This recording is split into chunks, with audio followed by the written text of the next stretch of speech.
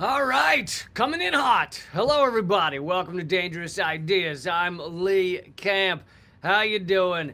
Hope you're doing well out there.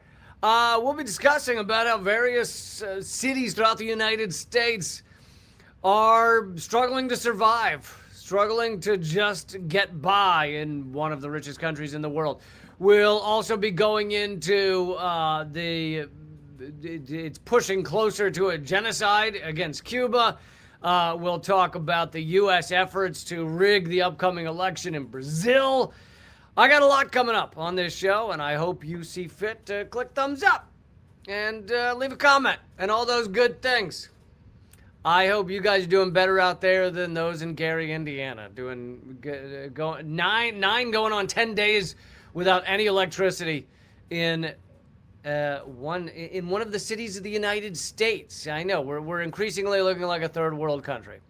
But before I get to even those stories, I want to show a video. People are the trend of going at trying to stop fighting against flock cameras, flock surveillance cameras that are flocking up people's lives across the United States. It's getting funnier, and people are getting satirical with it, and I love it.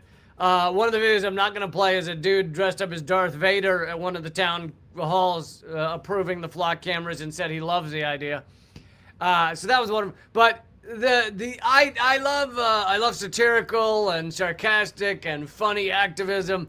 Some of my favorite. Anyway, check out this guy's speech against flock cameras in Casa Grande, Arizona at the city council. Here he is speaking to the city council. Day and night are. Please hold. Satellites to watch. Today I'm excited to announce a new company called Shepherd Safety. We're launching satellites to watch over Casa Grande day and night. Our AI will monitor where government officials go, where they stop, who they meet with, and when they return home. We've already started collecting and building profiles on your vehicles, spouses' vehicles, children's vehicles, and other visual characteristics. We'll combine that information with publicly available data, Bluetooth signals, advertising IDs, vehicle information, commercial data sources. There's no difference than the current flock safety capture systems. Local businesses will be invited to join our network so government officials can continue being protected while shopping, eating, or traveling throughout the city. Some of you might think this sounds invasive, and you may worry about abuse, you may worry about unauthorized access, tracking innocent people. We understand those concerns. After all, those are the exact same concerns of all the citizens. Now, this is satire. I would never do this to you. Now, I love this guy. He needs to work on his comedic delivery. Yes, that is true. But look, worth it. Worth it. Also, you know, when you're doing this type of satire, I'd recommend not stopping and saying it's satire. At the end of it, just let them figure it out on their own. But no, the reason, I think the main reason he stopped and said, now this is satire, I would never do this, is because he doesn't want to get arrested. Because these people are government officials around the United States are so psychotic that many of them would arrest him saying, oh, he meant it. He's going to track us. He's going to follow us. He's going to be following government officials in the city council as they go out to their car, as they go home to their houses, as they kiss their children and hug their spouses. But anyway, he let them know that he did not mean this. Could I? Probably. But I wouldn't. Because it's wrong. Just like what you guys are doing to us is wrong. I'm innocent. I don't do anything wrong. You're tracking and uploading my information, my movements every day without my permission. And I don't appreciate it. And I'd like you to stop. I love that guy's great. I love how genuine he is. He's like, I don't like this. I am a good person. You are the bad people.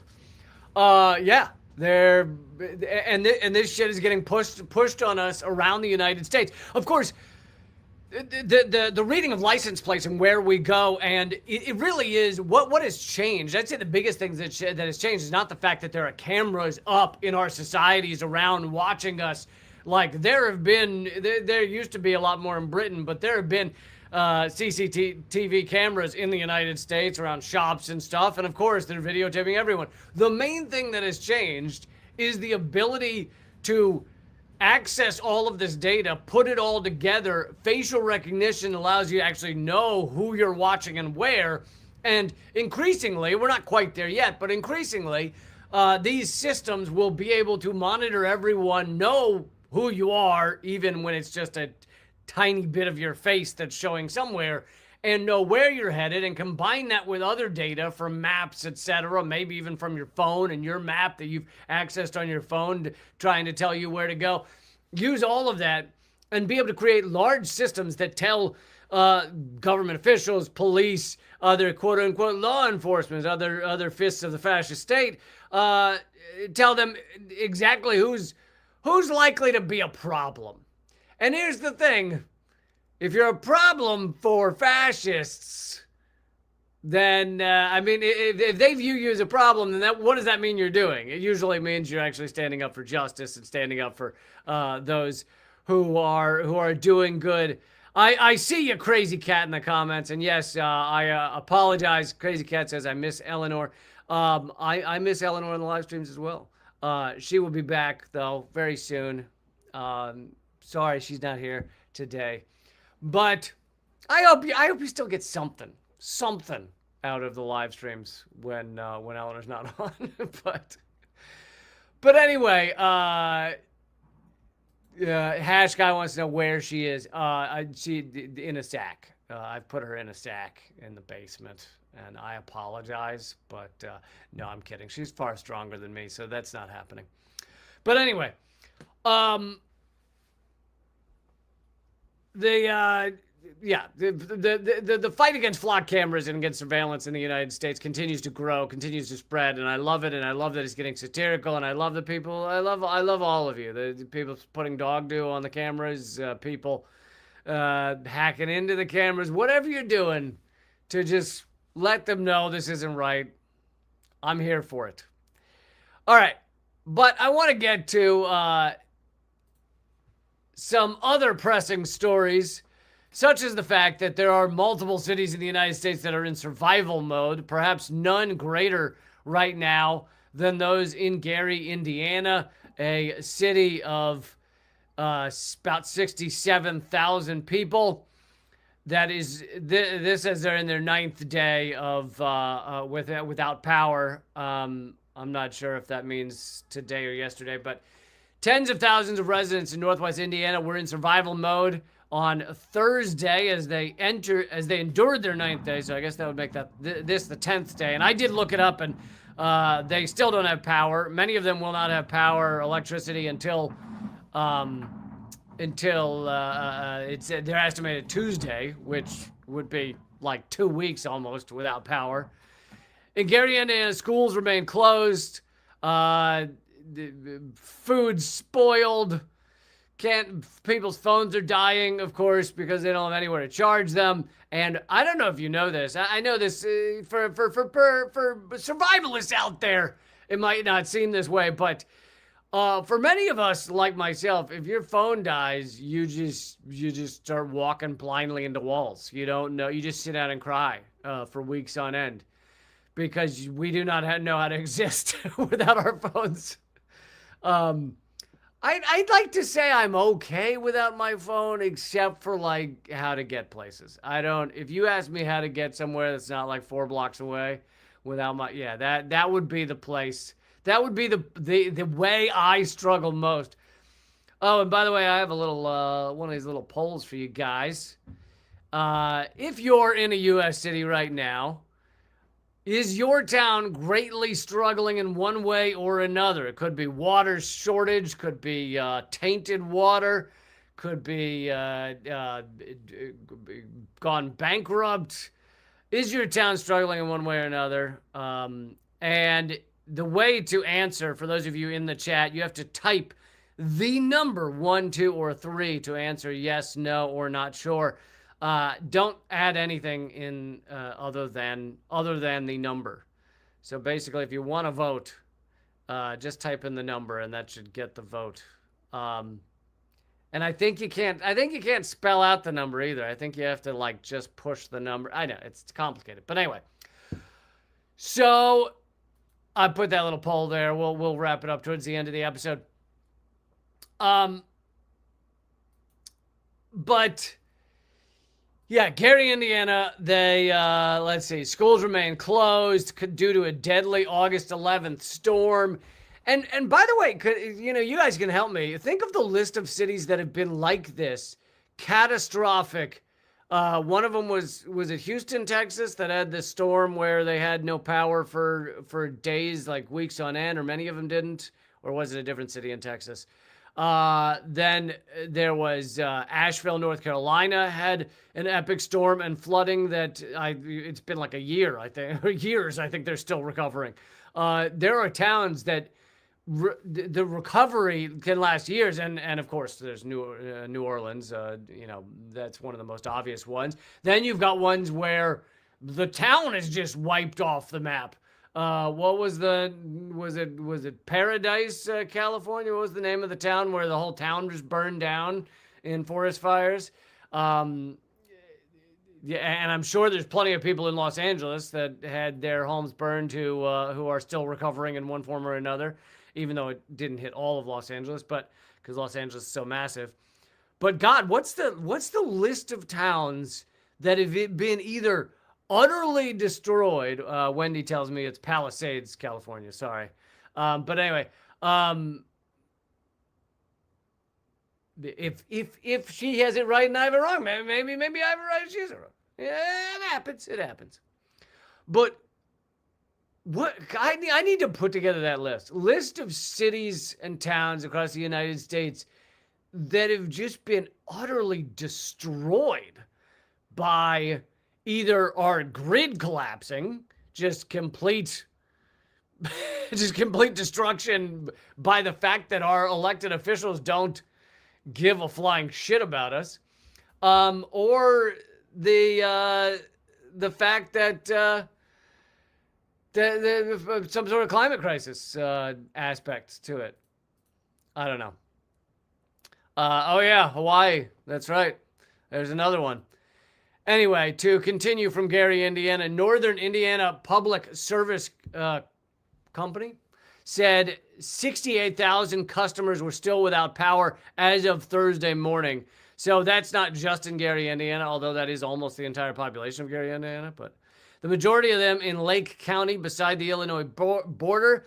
The utility said it has restored power to 306,000 others since August 11th, but power is not expected to be fully restored until Tuesday in some places, including Gary. Those reliant on medical devices risk having to lose their charge, meaning possibly their lives. Like it's a nice way to put it. They might lose their charge. Oh, they're really relying on a medical device. That could be life. It's not just charge, it's life. Refrigerated food, once safe to eat, could pose health risks as it spoils. And there are many other examples. Obviously, those who are in, I don't know if the hospitals, how the hospital generators are holding up. If you're giving birth or if you are a newborn baby, these are critical times. More on that later when we talk about Cuba. But yeah, I think it's easy to see things like this and go, oh, they lack electricity. That's got to be really tough. You don't have AC. It might get really hot. But there are many in our societies, in our communities, that their lives are threatened. It's not just muggy, all right? It's not just it's warm and I can't check my emails. It's like life-threatening for so many people. Some of you may have heard me tell the story before, but back Superstorm Sandy back in Coney, this was in New York, but some of the areas that were worst hit was Coney Island, New York, and some areas of Staten Island, where they didn't have power for days and days and days. And FEMA did a shit job, as they were known to do, but even before their job has been switched to arresting you for pre-crime. But one of the things I volunteered for was to help out, this is like 2012, right? Help out in Coney Island. And one of the reasons that people were desperate is you had elderly people or infirm people that were 14 stories up in a building, the projects or a building, small apartment, with no elevator because elevators need electricity. Don't know if you know. And they couldn't get down the stairs because they're elderly or infirmed, or they couldn't get down regularly. Maybe they made one trip down the 14 stairs, but they weren't going to do it on a daily basis. And so we were bringing food up to these people because their life is threatened by the grid collapsing and no one helping them. And this is, thank you, Mel. Mel leaving a super chat. Really appreciate it. Super chats do help this show and help support my work. But yeah, I think a lot of people don't realize that lives can be threatened by these type of things, by grids collapsing. And we're going to be seeing that more and more in the United States for a multitude of reasons. But it all kind of comes down to the fact that we are run by psychopaths and they are trying to find ways to keep enriching themselves as the actual people of America, the actual workers of America are struggling more and more. And as AI and other advancements put millions out of work, we're going to be seeing this more and more, truly. All right, well, the vote right now on if you're in the U.S., is your town currently greatly struggling in one way or another, is 70% saying yes and 30% saying no. Of course, I'd prefer the answer be no for all of you. But you can keep voting on that for a little while. I'm going to take it off the screen, but you can keep voting by typing a 1, 2, or 3. 1 for yes, 2 for no, 3 for not sure. But let's see, here's another example of a town that is gravely suffering.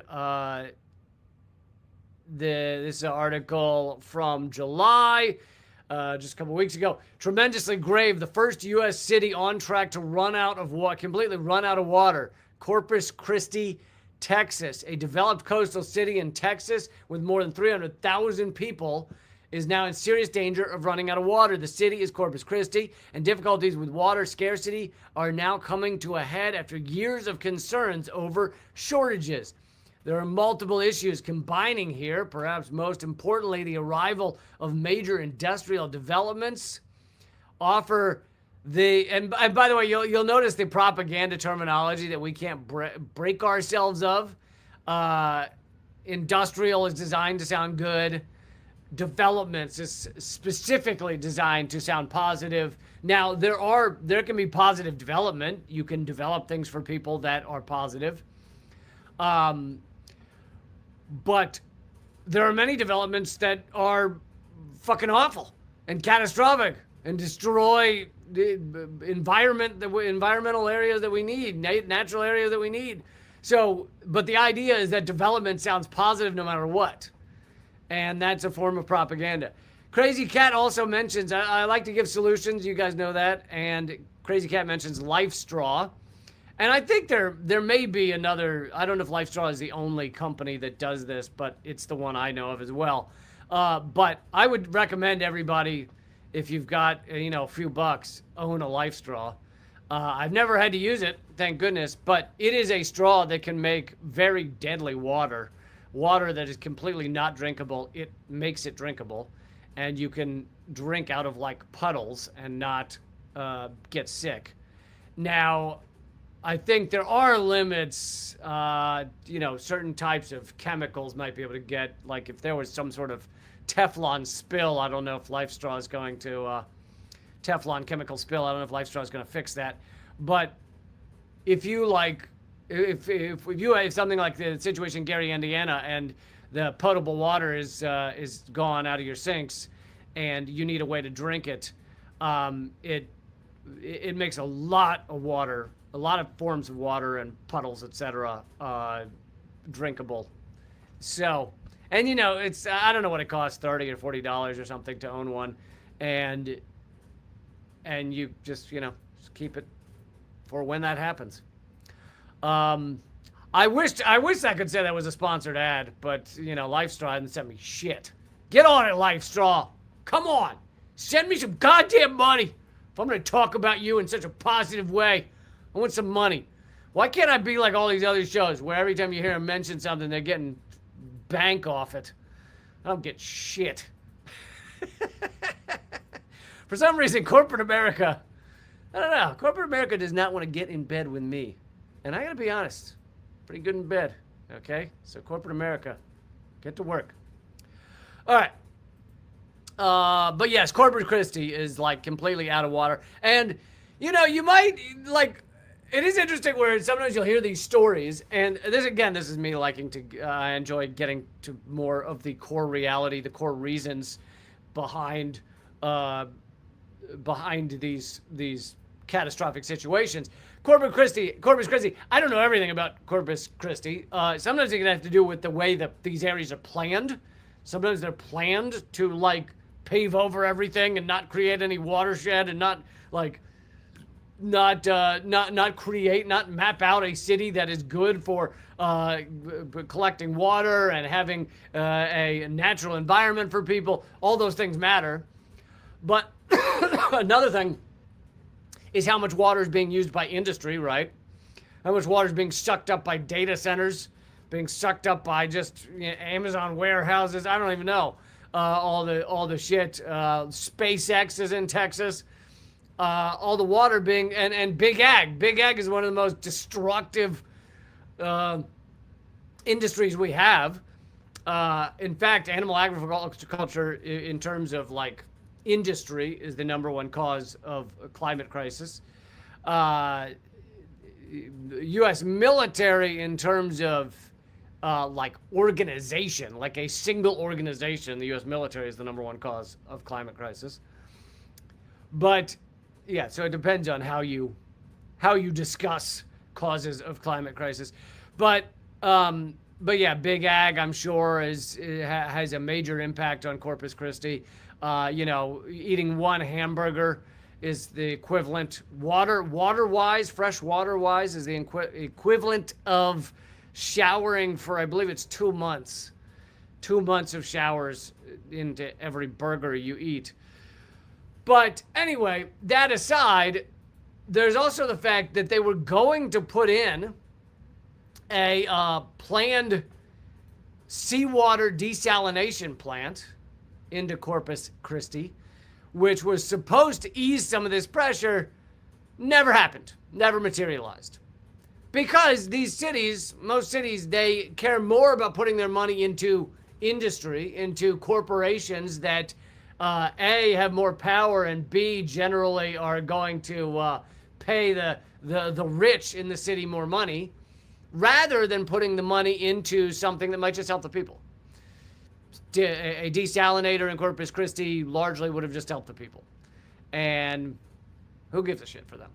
Whereas you have these corporations that are heavily buying off the city councils, city legislatures, in order to have that kind of infrastructure rather than the things that benefit people. But yes, the article does. I'm very proud of the article. Perhaps it's because it's at sciencealert.com. I'm proud of the article for mentioning climate change. Because even, you could read an article like this, almost identical on like NBC News, and they would just leave out any reference of climate change. And then there's climate change. Texas has been hit by a series of historical droughts. Well, guess what? When you say 1,000-year drought and it's happening every 5 years, it's no longer a 1,000-year drought. Stop saying 1,000-year drought. They've just become daily droughts. But I think you should learn that when 1,000-year droughts become 3-year droughts, I think we need to learn something from that. Anyway, they've been hit by many historical droughts in recent years. It all adds up to a scarcity of water that life and businesses rely on. One journalist said, Corpus Christi has come as close to running out of water as practically any city in the United States. So there you go, another city on the brink. Gary, Indiana. By the way, if you're in Gary or live near Gary, maybe you can Maybe you can drive there and help out. Maybe you can drive there and bring some pallets of free bottled water to people or something. I don't really know the best ways to help there, but I'm sure there are some. And of course, there's the other factors like that. Let's say in Gary, Indiana, you aren't desperate, like you have water and you have food. Well, yeah, but your ability to work, let's say you work online, which is a lot of people now, is cut off completely, right? No electricity. So your ability to work is gone. And how many people in Gary, Indiana can be fine with not having no income and no work for 12 days or 14 days? There's not a lot of people in America that can just not have, just have their work cut off and be fine for 2 weeks on end. And that shows also how America's on the brink. The United States is on the brink. I covered this story just the other day, but I just want to reference it because it's the same idea. Hartman, Colorado, has completely disbanded. They just abandoned Hartman, Colorado because their water is no longer drinkable. And I guess they got zero help from the state or not enough help, and they've just disbanded. So there's another city that is either on the brink or just gone. United States is on the brink in general. Like, this seems to be city, small town after small town, city after city. On the same topic, here is from Steven Semler. Steven Semler, always doing great work. You can find his stuff at radindymedia.com. Radindymedia.com. This is the media site, free media site that Eleanor Goldfield and I created for you guys. And it costs nothing, and you can just go there every morning and learn about the news. radindymedia.com. Check it out. Anyway, SNAP benefits. I covered the story that 5 million people have been, or whatever, purged from SNAP recently. I think it was more than that. Have been purged from SNAP, but this gets more into detail as to what exactly has happened. SNAP, formerly known as food stamps, has dropped by more than 5 million people since July. 2025. SNAP enrollment had been fairly steady since April 2021, hovering around 42 million participants. So think about that. That's 42 million people across the United States that can't afford food and need help getting food. And yes, they should have all the help they need. Fucking richest country in the world. Give them the fucking help. Give them the food. Give them food. Give them food. In fact, all the drones that are flying around now, that are monitoring people or dropping bombs or whatever, they should all repurpose them all. They should just bring food to those people. Just dropping bananas all the time. Just ho-hos. Just drop down some ho-ho. No, actually, you should drop down things with nutritional value as opposed to ho-hos, but that's what they should be doing. That's what all the drones should be doing. All the drones. Just finding people that need food, give them food. Anyway, but it's been hovering around 42 million participants, and it suddenly dropped to 37 million. Now, why is that? Why do you think that is? I'll let you guys take a guess. Do you think that's because people suddenly have all the food they need? Suddenly have all the help they need? Didn't need help anymore because they're doing great? People suddenly doing great in Trump's America? No. That would be a no. It would be, since here's a graph of the drop-off. This drop-off has happened since the big, beautiful bill was signed. Trump's big, beautiful bill was signed into law, which has forced people who are desperate for food stamps, who are desperate for food help, force them off. No longer giving them food help, food assistance. And here's the likely reason. It has to do with the bill, big beautiful bill, expanding work requirements for SNAP participants. Groups newly subject to SNAP work requirements include adults ages 55 to 64, those with dependent children ages 14 to 17, people experiencing homelessness, veterans, and 18 to 24-year-olds transitioning out of foster care. These groups must now complete and report at least 80 hours of work per month in order to get food assistance. Now, if you are a complete and utter asshole, and I know they exist out there, the people who voted for this bill are all fit the bill. All fit the bill. You may go, if you're a complete and utter asshole or just dumb, you could also just be dumb. I don't want to undermine the dumb quotient of this group. You could just be a dummy. Okay, so dummies out there, I didn't mean to leave you out. You an asshole or dumb. If you're either one of those two things, then you look at this and you go, what's so bad about that? I do think they should have work requirements. Yeah, you should go work. Go try and work. I get what you're thinking, especially if you're a dummy. I get what you're thinking. The thing is, it's not that most of these people just are choosing not to try and work. It is a combination of not able to work, so let's say broken leg, let's say infirmed in one way or another. There are myriad reasons that someone can't work easily. So that's a lot of it. But the bigger reason is just all of the red tape that the big, beautiful bill has put onto people to try and get their food assistance. All of the paperwork, all of the effort, all of the time, all of the getting the right person on the phone or meeting the right person or standing in line, having time to stand in line in the middle of the day. You know, whether you have children to tend to or also infirmed and can't stand in line all day waiting to talk to somebody about these restrictions, or people who thought they put in the right paperwork and they got it wrong, because if you give a lot of paperwork requirements, one of the biggest things is that paperwork requirements is very difficult to say. So that has caused a lot of people to fall off of SNAP benefits because they just can't say it. They just say, because they try. They go, I can't fill out all the paperwork requirements. And then they don't get help. But no, just getting all this paperwork in and getting it right is one of the biggest reasons that all of these millions of people have been kicked off fucking food assistance. It's like, even if we disagree on everything else, wouldn't that be one of the things that you'd think we could agree on? Hey, people should be able to have food if they need it, because we're not out of food. In fact, the United States throws away 40% of all food. Literally 40% of all food gets thrown away in this country. It's not like we don't have it. We're sitting on it. But no. I want them to struggle and just not be able to eat and just go to sleep hungry. That's a much better world to live in.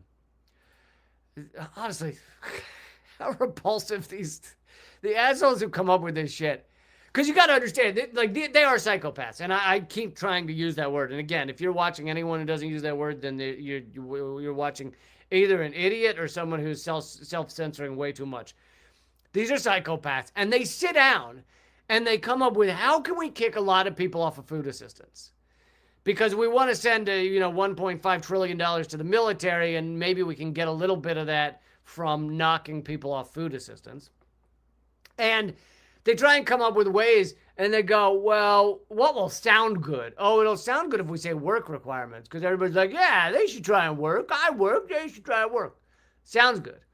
Well, but here's the thing, though. A lot of that wouldn't knock off enough people, That it might knock off a few, but not enough off the food stamps. Well, let's make it nearly impossible to fill out the paperwork correctly. Now I like your thinking. Now we're talking. They just don't even know how to fill out all the paperwork. Not to mention, you notice one of those listed as the groups that's been kicked off is homeless. Those suffering homelessness. How easy is it, if you're homeless, to fill out the right paperwork, to print out the right paperwork, to have enough internet access, to have enough devices to go onto the internet, to get all of this done if you're fucking homeless.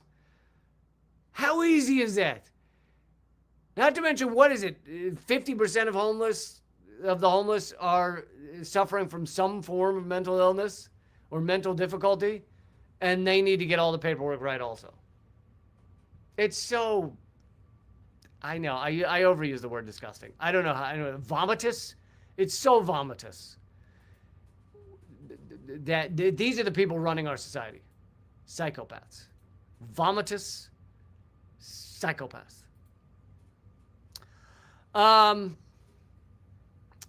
So yeah. But that was a bit, it wasn't exactly a tangent, but that was a bit of a tangent from the fact that so many cities across the United States are collapsing. And I think this fits with that. U.S. debt has just crossed $40 trillion. 40 trillion. Trillion. Unbelievable amount of money. You can't even process in your mind that amount of money. Total U.S. debt has topped $40 trillion for the first time, the Treasury Department said on Wednesday, drawing fresh warnings that a fiscal crisis is brewing as ballooning costs for social safety net programs and interest payments far outstrip revenues held back by tax cuts. This includes Treasury securities held by the public to the tune of $32 trillion and intergovernmental debt holdings of $7.7 trillion. More than doubled in less than a decade. See, this debt, the U.S. debt, is spiraling like a galaxy getting sucked into a black hole. Like, it rotates around the central black hole, and as it gets smaller and smaller and the black hole gets bigger and bigger, it gets sucked in faster and faster and spins faster and faster, and that's what we're seeing with U.S. debt. It's not just that it's increasing. It's not just that it's at an astronomical amount. It's that it is increasing faster. It has doubled in a decade. Citizen Pendeo, thank you for supporting the show. He says Fox News changed their short-term pain mantra to short-term debt to buy long-term debt, but since failing to save dollar from impending collapse. Yeah, exactly. And it's more than double in less than a decade, from less than 20 trillion when President Trump was first sworn into office in his first term in 2017. Roughly 1/3 of that increase occurred during 2 years of frantic government borrowing to fund the COVID-19 pandemic responses undertaken by Trump and Joe Biden. Yeah, and a lot of that money during COVID was pumped into corporate America and Wall Street, the richest Americans. But on top of that $40 trillion debt, you've got the fact that the U.S. economy right now is being, 90% of growth in the U.S. economy is being is a bubble. It's being propped up. It's an AI bubble.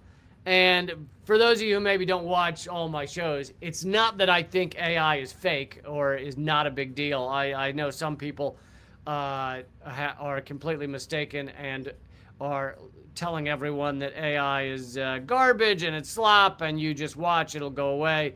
No, none of that's true.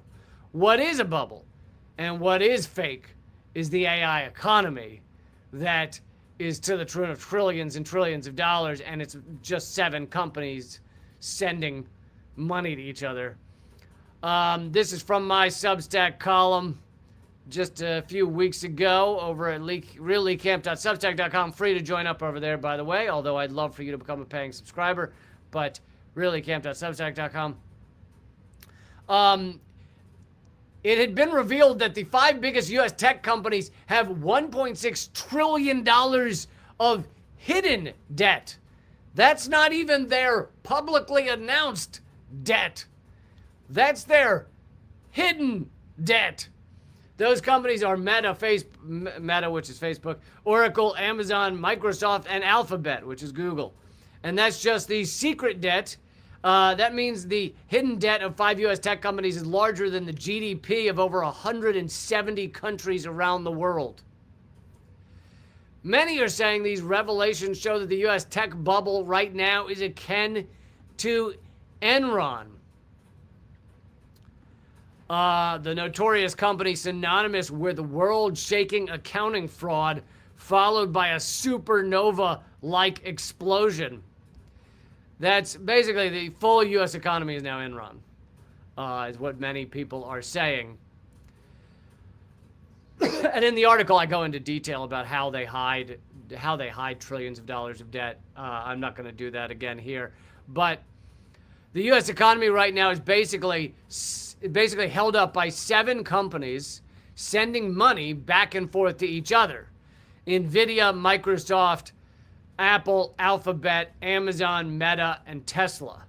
So essentially, it's the same companies with massive amounts of hidden debt. Even NBC News, normally in the business of manufacturing consent for endless unfettered capitalism, has said, quote, the AI boom's reliance on circular deals is raising fears of a bubble.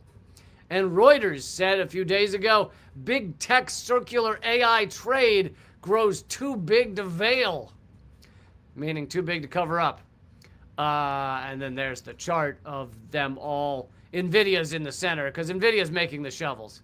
NVIDIA makes the shovels for us to dig our own grave. So we found out, we also found out from financial disclosures the other day that Microsoft has essentially one customer for its AI. Microsoft has one customer for its AI. It's one dude.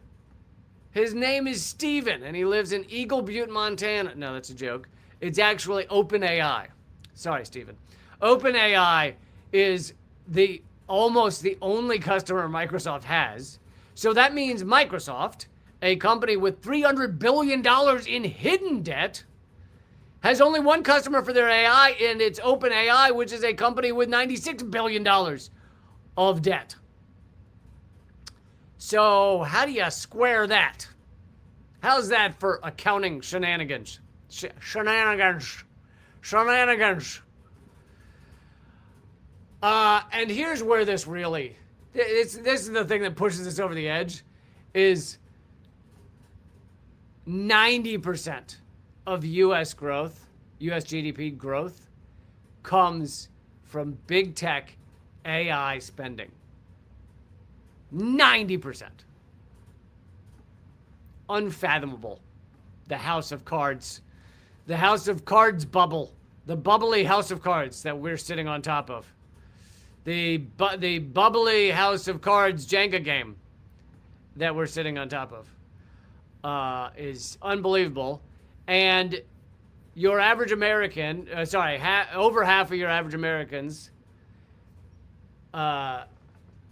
can say they cannot pay for a $1,000 emergency. Well, if you're in Gary, Indiana, guess what? You're facing a $1,000 emergency right now. And the true unemployment rate, Trump is continuing to try and tell people that the unemployment rate is like 4 point something percent. It's bullshit. The true unemployment rate is around 25% of Americans, because the 4% rate does not count everyone who's stopped looking for a job, just given up, and just lives on their mother's or nephew's or friend's couch, and they've stopped looking because they don't know where to look. It's the employment is getting so insane. And also the 25% does not count a lot of other things, which is people who are in the precariat, who have may drive a little bit for Uber, but they're not making a full-time living, or people who may have full-time jobs, but they're not making a living wage. They're just making, even though they're in a full-time job, they're making so little that it doesn't actually count as a living wage. I think Lady Alex is asking about the other YouTube channel I have. Is that what you're asking, or am I confused? But I'll put it up here in case that's what you were asking. My other channel is youtube.com/L33camp.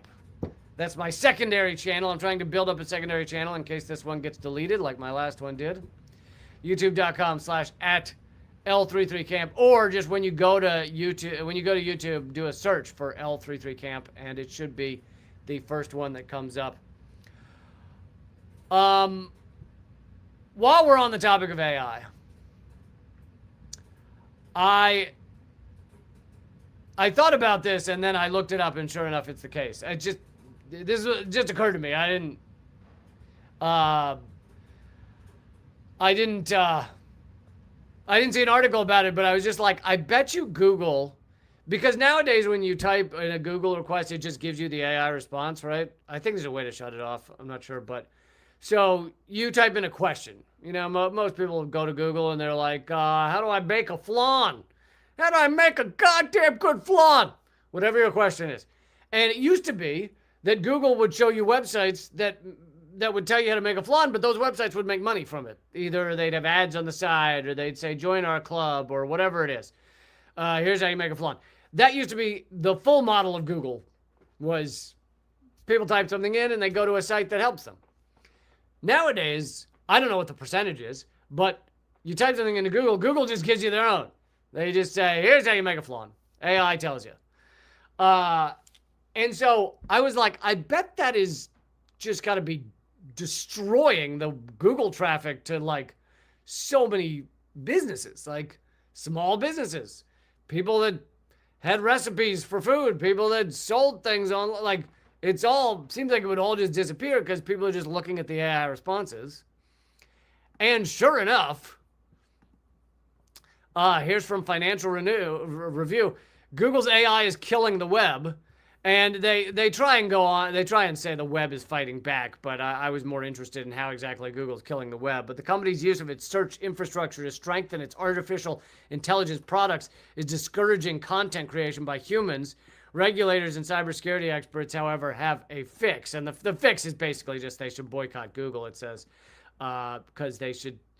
But it's not easy to boycott Google, meaning stop allowing Google to scan their sites, because Google AI uses their sites to train its AI, etc. So it's not that easy to stop using the largest search engine in the world. But anyway, I also, as a, because that's about how Google's killing small businesses now, but people who had been making a living off of the search traffic from Google. But I also wanted to play this clip because I am one of these people, and I'm going to be proven right, because I'm always proven right. I don't know if you guys are new viewers, you might not know that everything I've ever said is right. I know I like to joke about it, but the truth is it's like 99%. I'm not even kidding. But AI will eliminate some crazy number, millions of jobs in the next 5 years. Just unfathomable amounts. And I'm not saying that to be scary. I'm saying that because if you know what's going to happen, we can start to actually behave in different ways and learn to craft our societies and our communities in ways that would still do well as this fucking tsunami of joblessness hits, and create craft worlds where wage slavery is not the be-all, end-all, et cetera, et cetera. If you just hide your head in the sand and go, no, AI sucks, I hate that, it doesn't exist, not real, then you just end up getting hit by the tsunami. And it's a good metaphor, because if the tsunami alert goes off on a shore town, at a town where you live on the shore, and you're like, dude, the idea of trying to evacuate and saying goodbye to my home is too much, so I'm going to ignore that alert. Well, you can ignore the alert. You're getting hit by the tsunami regardless. And that's how I kind of feel about this. But anyway, here is, and this is this guy, what's his name? Panodime. He does good Instagram posts, mainly showing clips of AI executives, the dystopia and the horror show that they either support or acknowledge, at minimum acknowledge, but mainly support. And anyway, here's a clip of them laughing about the epic joblessness that's going to hit. As they discuss their insane plans to use AI to replace everyone's job, which will of course create a permanent underclass. Seriously, like, again, humans will have negative value in cognitive labor in a few years. They're all going to get government jobs. It's a really important concept where humans have negative value in the equation. What does that mean? You're working on a team and you're the dumbest person. I should say, for those listening to the podcast who can't see the little subtitles, one of these guys is a co-founder and former CEO of Stability AI. Another one was a CEO of, I can't remember which one, but one of the top AI companies. So these are not, this is not just bloggers talking to each other. These are the tops in the industry, which also means they're probably psychopaths. But that aside, I think they probably know internally what AI looks like more than anybody else, more than we do. And anyway, let's hear what he says about humans having negative, what was it? Negative impact? Negative, anyway. Person on the team, you drag it down. You're working on a team with AIs. The AIs are smarter, more capable than you. They never sleep. They learn perfectly from all their mistakes, and they can take in 10 million tokens or words at one point. You're not going to be able to keep up. So what does that look like? Okay, we might create new jobs. No one's really been able to articulate what they are, apart from entertainment and a few other things. So you look at the 1929 emergence. You have jobs programs. You have an expansion of the public sector and more. Maybe we figure out taxation. But I think when you look at a 3 to 4 day work week, your job is your identity, its structure, and it's more. You can't just have people unemployed. So I think they will have jobs programs and others with a 3-4 day work week, giving some sort of social security net. And that's what it kind of looks like. Because if you're in a job where your role is to beat other people, as in private sector competitive jobs, particularly knowledge work, you're not going to beat an AI. Yeah. And then in a few years, your muscles aren't going to outcompete, or your skill at plumbing isn't going to outcompete a robot. Watch these wealthy men. Is he going to outcompete a robot was the last thing he said. I agree with it. I agree with him to an extent in that that's a way to ease the transition to a post-wage slavery world. I think we have to get there. We have to get to a post-wage slavery world and a post-capitalism world, certainly.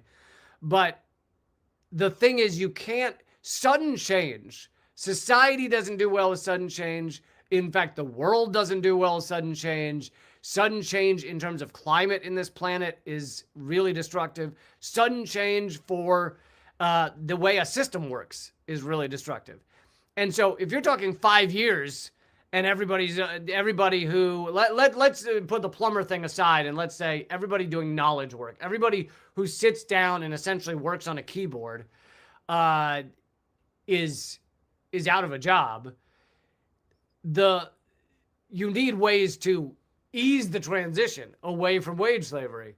And what he's talking about is some ways to do that, which is essentially, he says figure out the taxation. Universal basic income is one way. Having only a 3-day work week where you make as much as you would with a 5-day work week. Of course, in order to implement any of this, you have to not have psychopaths at the top. You have to have people that actually care about human beings. And this is the problem we're running into, is you have all these crazy fast changes hitting humanity, and you have psychopaths who just want to enrich themselves rather than they're cutting people off food stamps, for fuck's sake. All right, I've already spent too long on that. I'm gonna have to save I'm running out of time. I have to save the Cuba story for next week, but let's do the Brazil story. The work the U.S. is doing to rig Brazil's elections. And Brazil is, first of all, a very large country, a very, rich relative to a lot of countries, country, and does a lot of business around the world, and also pivotal in de-dollarization because, it is the B in BRICS. It is a pivotal country in the new multipolar world. And the U.S. is a new article by Alan McLeod. I love Alan, as do you, and he has been on this show many times, and I used to work with him at Mint Press. Anyway, he says the U.S. is meddling in Brazilian elections, preparing for possible military intervention. The United States is interfering in Brazil's presidential elections, pressuring the Brazilian electorate into voting for right-wing candidate Flavio Bolsonaro, the son of disgraced former president Jair Bolsonaro. There's no new ideas, right? There's no, even when it's a fascist, we're still sticking with the old ideas. If that does not work and President Lula da Silva secures a fourth term in office, the groundwork is already being laid for a potential military intervention, from sanctions and economic warfare to coaching influencers and journalists on how to best attack the left-wing government. The Trump administration is doing everything it can to overthrow Lula. Meanwhile, the State Department's recent decision to designate Brazilian gangs as foreign terrorist organizations, just as it did with Venezuela's Tren de Aragua, signals a willingness to intervene militarily. So this is the U.S. playbook. We pretend a gang. Sometimes we make up a gang that doesn't exist in the country. Sometimes we just go, it's the Cartel de la Demons. It's Cartel de la Luciferios. We just make up some shit. Sometimes we take a real gang, because guess what? Most countries have gangs. We take a real gang, and even though it has nothing to do with the government and nothing to do with anything, and it's not even that powerful, and we go, oh, they're terrorists, and we think the government works with them, and so the government's terrorists. So this is an old playbook. The U.S. has used it many times. So they're already laying that groundwork in Brazil to do it again.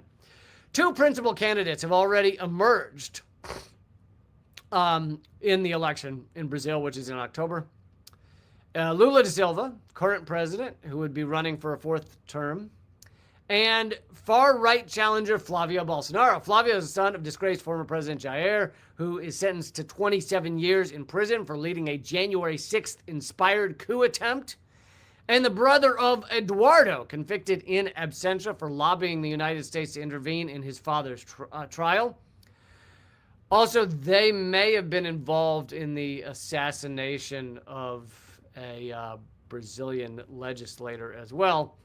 Anyway, Lula currently holds a double-digit lead on Bolsonaro, 40% compared to 28%, with no other candidate holding more than 10% of the public's voting intentions. And also, unlike the United States, Brazil doesn't have like the Electoral College.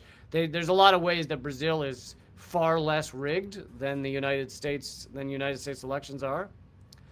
On May 26, Flavio Bolsonaro traveled to Washington to meet with Trump and J.D. Vance and Secretary of State Marco Rubio to sell them on the concept of military intervention in Brazil. You gotta love these fucking fascists in Latin America coming to the U.S. to say, come invade our country, bomb our people, kill our people, and we'll give you all our things. Yeah, we'll give you all the shiny stuff. Just come, hurry, come bomb our people, kill our people. 2 days later, the U.S. State Department, after his visit, designated two Brazilian gangs, Comando Vermelho and Primeiro Comando de Capital, as specially designated global terrorists and foreign terrorist organizations, a decision that Brian Meir, an American journalist who moved to Brazil in 1991, and is now Brazil correspondent for Telesur English, described as a preemptive move to possibly invade if Lula wins the re-election. The U.S. government is also actively coaching Brazilian influencers in methods and techniques to best attack Lula and the government. Earlier this year, it was revealed that the U.S. consulate in Sao Paulo held a series of workshops with selected prominent right-wing figures to tell them how to best promote fascism in their country. If elected, Flavio has promised the U.S. considerable influence inside the country, offering the Trump administration control of his transition team. This would mean, according to some, that U.S. officials would take considerable power over Brazil's economy and society in a not too dissimilar way in which they controlled Iraq.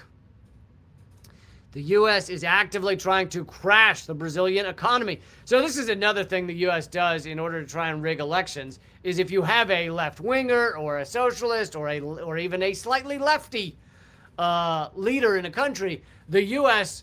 has a lot of power over global economics, and so they try and crash the economy of said country because people often vote against whoever's in power during bad economy.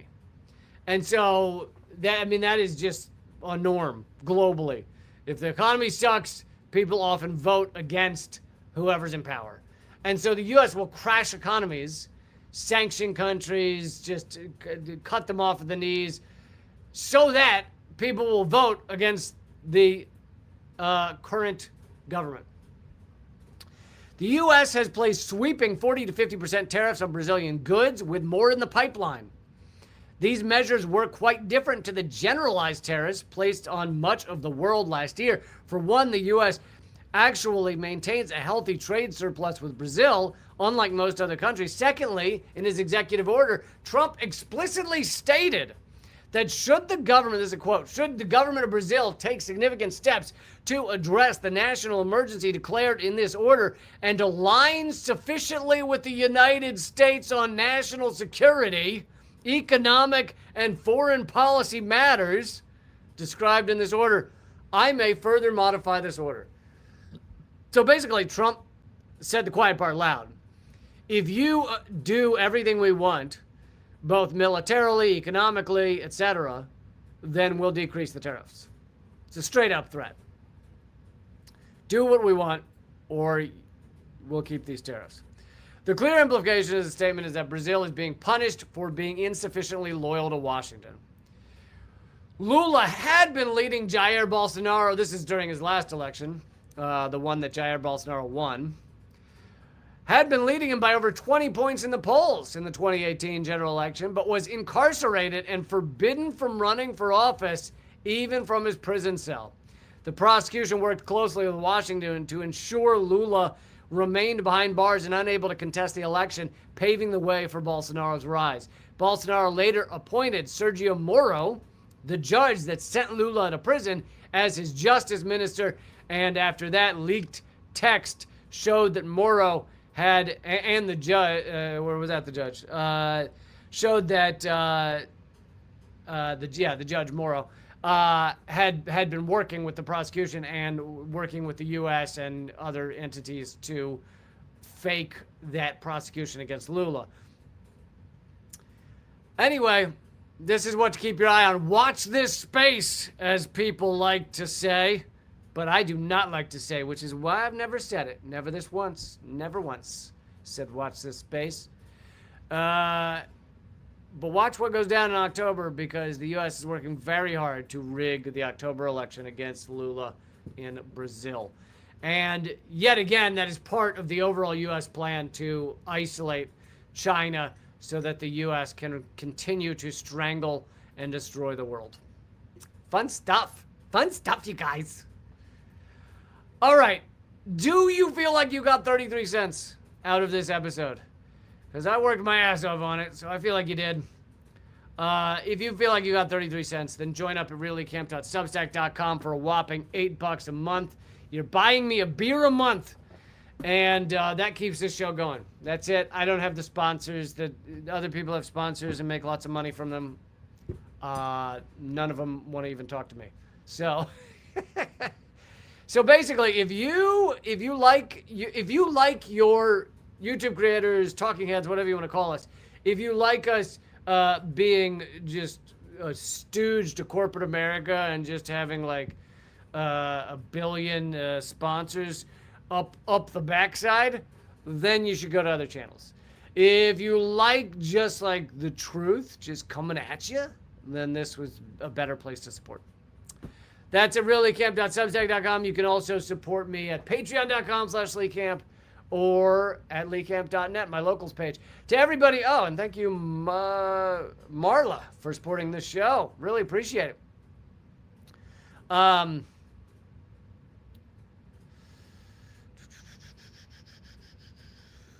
Oh, that's a horrifying. Marla put a headline in here that is scary.